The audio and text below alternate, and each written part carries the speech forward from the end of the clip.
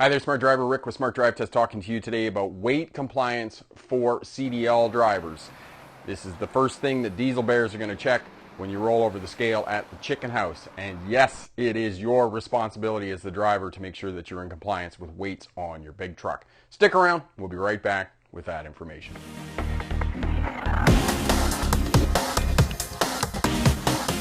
Welcome back. Talking to you today about weight compliance, and yes, this is the responsibility of the driver. We're going to tell you today where to get weighed, what kind of freight is going to be heavy on your truck, and you're going to need to get weighed. We're going to show you how to make sure that your axle weights are in compliance and show you which one of these items here are important and which ones are not.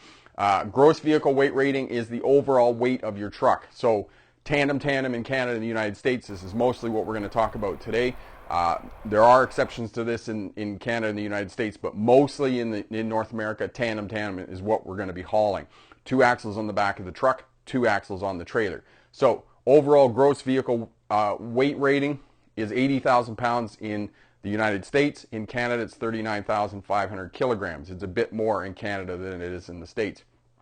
You're also going to have to know, for the purposes of truck driving school, gross combination weight rating. That's a compliance according to the federal motor regulations standards there in the United States. Net weight is the weight of the freight with its packaging. So the shrink wrap, the boxes, anything that it's packaged in, the straps, the pallets, those types of things. Also sometimes referred to as dunnage, anything that helps you to secure the load down. And then tare weight is just the weight of the freight without any of its packaging. So these are some other terms that you need to know, but this one here is the one that you need to take note of, because you need to know in the States 80,000 pounds, in Canada 39,500 pounds.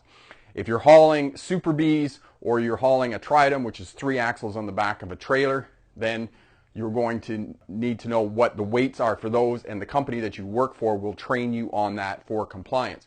Now, if you're hauling anything more than that, you're going to need an overweight permit and an oversize permit, particularly in the United States, and your company will take care of that, and all the details will be on it, and they will train you for that. Bridge law, you need to know what bridge law is. It's 41 feet between the kingpin on the trailer and the center of the axles at the back of the trailer. And the reason for bridge law is that bridges are engineered so that they can only hold up so much weight per linear foot or linear meter, and you need to have this in place as well. Otherwise, you're not going to be in compliance with your weights and your axle weights and those types of things. Freight that is going to be heavy is going to be liquid, steel, paper, wood, and produce. If you're hauling a reefer trailer, a temperature controlled trailer, and you have a load of apples on, it's going to be heavy. Wood, usually on flat decks. Paper, they will put paper in your trailer if it's a van trailer.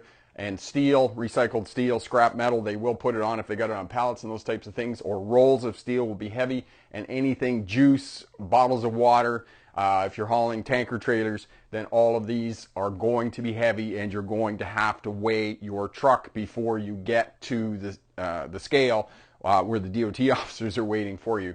And if you're hauling a flat deck, usually what they're going to have is they're going to have gauges on the air suspension, because as you put more weight on the truck, the amount of air pressure in the suspension is going to increase, and you can usually know within about 500 pounds what the gauges are on your truck and trailer, and that will give you an indication. And flat decks, they usually do this because timber mills and those types of things, steel mills and whatnot, are out in the middle of nowhere, and before you get to a scale, you want to make sure that you're in compliance. The United States is fairly simple in terms of a tandem. As I said, 2 axles on the tractor, 2 axles on the trailer, 80,000 pounds including fuel and the freight, 12,000 pounds on the steer axle, 34,000 on the tandems, and 34,000 on the tandems. This also includes your fuel.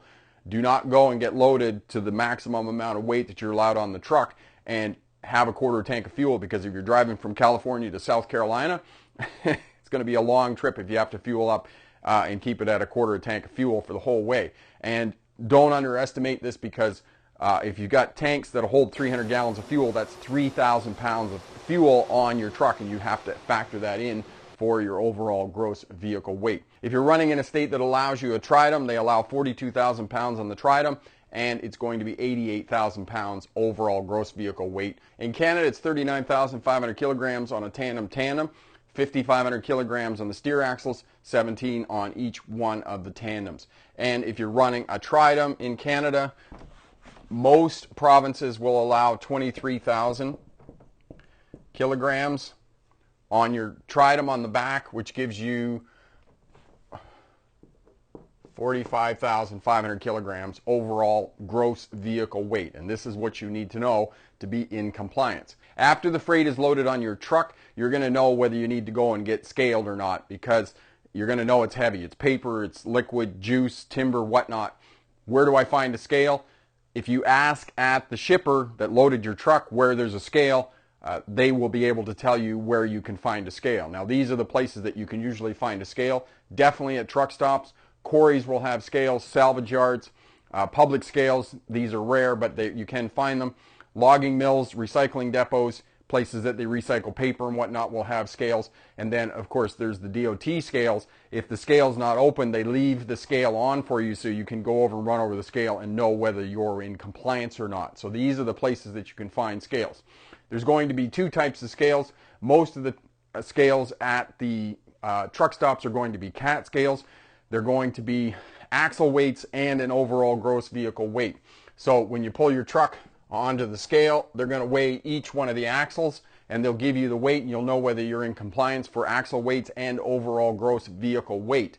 Those are the easiest, and so you pay a fee. Usually at the CAT scales, it's $15 or $20 for your first weigh, and then after that, it's going to be a percentage of that for your reweigh, so it's going to be less. The company does pay for this, okay? You don't pay for this as a driver. If you're an owner-operator, then yes, you do pay to get weighed, but that's part of running your business. Then if you figure out that your overall gross vehicle weight is correct, but you've got too much weight on the trailer, then what you need to do is you need to slide the tandems back on the trailer to move some of the weight up onto the back of the truck. Now, in all my years of experience, you can slide the fifth wheel plate on the back of the tractor, but I've never had to do that to adjust weight. The only time I've had to move the fifth wheel plate on the tractor is to make sure that the dollies on the trailer don't bang into the mud flaps and tear them off on the back of the truck. Other than that, for weight compliance, it's always been moving the axles on the trailer. You move them back to put weight on the trailer. You move them forward to put more weight on the trailer. And oftentimes you'll have to either mess with that. Now, they'll have pins on here. Each one of these pins is approximately 500 pounds. So you're going to have to move it back and forwards. Do not adjust your axles on the scale. Go off the scale, adjust these, and then go back on and do your reweigh. Truck stops and DOT scales are going to be axle weights. These other places are all going to be platform scales for the most part. To get your axle weights on a platform scale, before you pull onto the scale, go in and talk to the weighmaster, figure out how much it's going to cost you, and tell him or her that you need axle weights. And what you'll do is you'll pull on with just the tractor, you'll weigh the steer axles, and then you'll pull on with just the truck. You'll weigh the truck, the weighmaster will tell you to pull on, and then you'll weigh the entire unit. Then you'll pull off the scale, you'll go in, the weighmaster will give you 3 weights.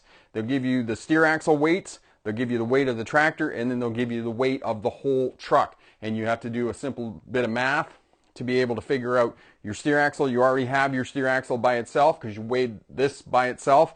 And then for the tandems on the truck, you take the second weight and subtract the first weight from that to get your truck tandems. And then to get your trailer tandems, you take the third weight and you subtract the second weight from that third weight to get your trailer tandems. And that's how you figure out axle weights on a platform scale, which is going to be most of these here, except the truck stop and the DOT scales. I went over this fairly quickly. I have a short course, less than $10, over at the Smart Drive Test website.